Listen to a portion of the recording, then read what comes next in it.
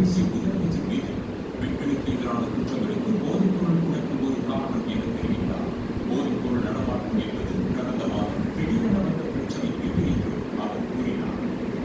இந்த பிரச்சனைகள்லாம் ஏன் நடக்குது அப்படின்றத அனலைஸ் பண்ணி பார்க்கும்போது ரிசல்ட் பார்த்தீங்கன்னா ஒரே இடத்துல தான் வந்து நிற்குது. போதைப்பொருள் நடமாட்டம் அது வேரோட பிடிங்க எரியணும்.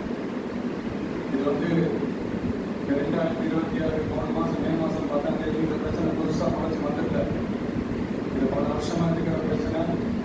பல வருஷமா நாங்கள் கண்டுக்காம இருக்கிறது தான் அந்த பேர் இவ்வளோ ஆழமா பரவி இருக்குது.